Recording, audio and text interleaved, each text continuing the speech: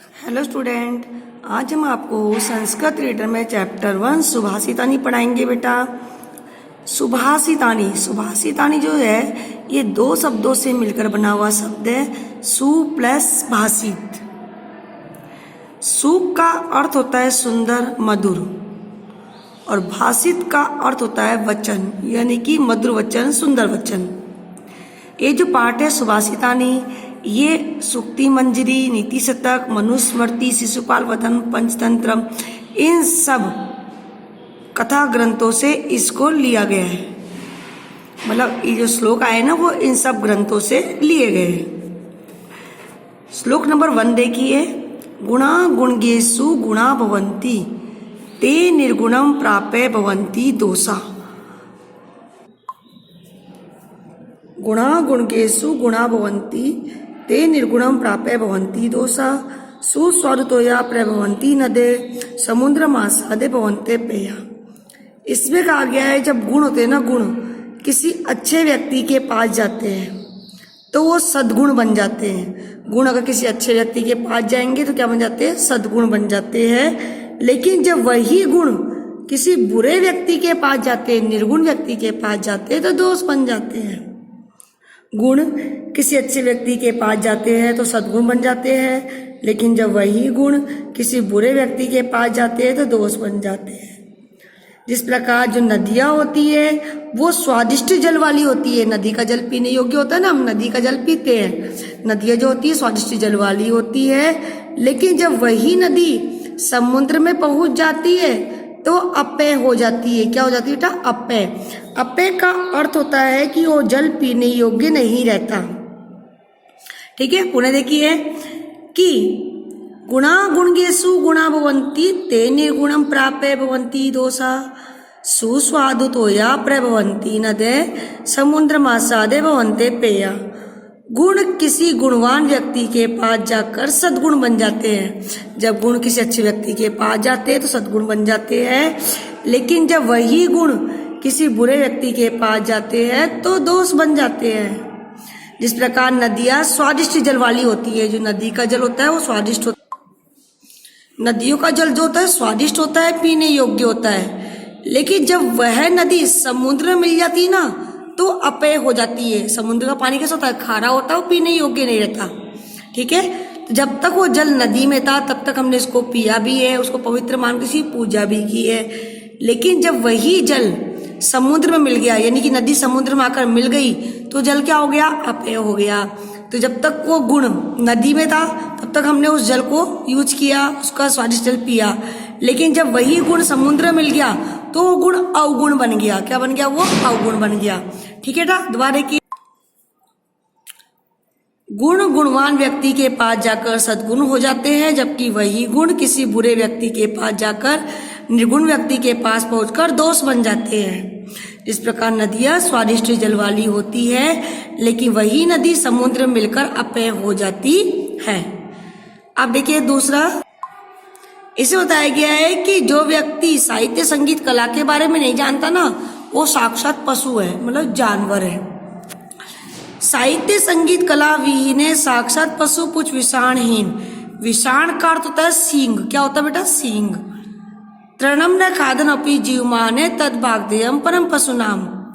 जो व्यक्ति साहित्य संगीत और कला से रहित है, जो व्यक्ति साहित्य संगीत कला से रहित है, वह साक्षात पूंछ और सींग रहित पशु है। कैसा जानवर है वो? जिसकी पूंछ और सींग नहीं है। जो व्यक्ति साहित्य और संगीत और कला से रहित है वह साक्षात पूंछ और सींग रहित पशु है। घास ना खाकर वह जीवित है। घास ना खाकर वह क्या है? जीवित है। यह पशुओं का बहुत बड़ा सौभाग्य है। घास ना खाकर वह जीवित है, यह पशुओं का बहुत बड़ा सौभाग्य है। जो व्यक्ति साहित्य संगीत कला से रहित है वह साक्षात पूंछ और सींग रहित पशु है। घास ना खाकर वह जीवित है। घास ना खाते हुए क्या है? वो जीवित है। यह पशुओं का बहुत बड़ा सौभाग्य है। अगर वो पशु की तरह घास खाने लग जाए तो क्या होगा कि जो पशु है ना उनके लिए घास की कमी हो जाएगी। तो इसमें कहा गया है कि जो व्यक्ति साहित्य संगीत कला से रहित होता है उसकी तुलना की गई है जानवर से, पशु से की गई है। थर्ड देखिए, लुब्धस्य नश्यति यस्य पिशुनस्य मैत्री नष्ट क्रियसे कुलम अर्थे परस्य धर्मे विद्याफलम वैष्णिने कृपणस्य शोक्यम राज्य ब्रह्म सचिवस्य नराधिपस्य। लुब्धस्य होता है लालची व्यक्ति। क्या होता है? लालची व्यक्ति। लालची व्यक्ति का यश नष्ट हो जाता है। लालची व्यक्ति का यश नष्ट हो जाता है। चुगलखोरों की मित्रता नष्ट हो जाती है। जो कुछ चुगलखोर व्यक्ति होते हैं ना, उनकी क्या होती है? मित्रता क्या होती है? नष्ट हो जाती है। चुगलखोर क्या होती है? मित्रता नष्ट हो जाती है। मतलब चुगलखोर व्यक्ति से कोई मित्रता करना पसंद नहीं करता। निकम्मे व्यक्ति का कुल नष्ट हो जाता है। जो निकम्मा व्यक्ति होता है उसका क्या होता है? कुल नष्ट हो जाता है।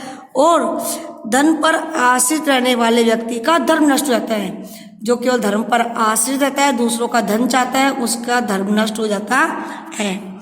बुरी लत वाले व्यक्ति का विद्या का फल नष्ट हो जाता है। जिसे बुरी लत लग जाती है, बुरी आदतें पड़ जाती है, उसका विद्या का जो फल होता है, जिसने ज्ञान प्राप्त किया है, उस ज्ञान का जो फल होता है वो नष्ट हो जाता है।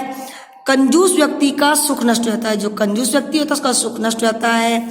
और राज्य ब्रह्म सचिव से नराधिपत से, और आलस मंत्री वाले राजा का राज्य नष्ट हो जाता है। जिस राजा के मंत्री आलसी होते हैं, है ना, काम करने में आलस करते हैं, तो उस राजा का राज्य भी क्या होता है? नष्ट हो जाता है। पुनः देखिए, लालची व्यक्ति का यश नष्ट हो जाता है। चुगलखोरों की मित्रता नष्ट हो जाती है। निकम्मे व्यक्ति का कुल नष्ट हो जाता है। स्वार्थी व्यक्ति का धर्म नष्ट हो जाता है। बुरी लत वाले व्यक्ति का विद्या का फल नष्ट हो जाता है। कंजूस व्यक्ति का सुख नष्ट हो जाता है। और आलसी मंत्री वाले राजा का राज्य नष्ट हो जाता है। जिस राजा के मंत्री आलसी होते उसका राज्य नष्ट हो जाता है। एक बार पुनः तीनों की हिंदी रिपीट कर रही हूँ, ध्यानपूर्वक सुनना बेटा। गुणवान व्यक्ति के पास जाकर सद्गुण बन जाते हैं, लेकिन वही गुण किसी बुरे व्यक्ति के पास जाते हैं, निर्गुण के पास पहुंचते हैं तो दोष बन जाते हैं। इस प्रकार नदियां स्वादिष्ट जल वाली होती है, लेकिन जब वही नदी समुद्र मिलती है तो अपेय हो जाती है। सेकंड, जो व्यक्ति साहित्य संगीत कला से रहित है, इनके बारे में नहीं जानता, वह साक्षात पूंछ और सींग रहित पशु है। घास ना खाकर वह जीवित है। यह पशुओं का बहुत बड़ा सौभाग्य है।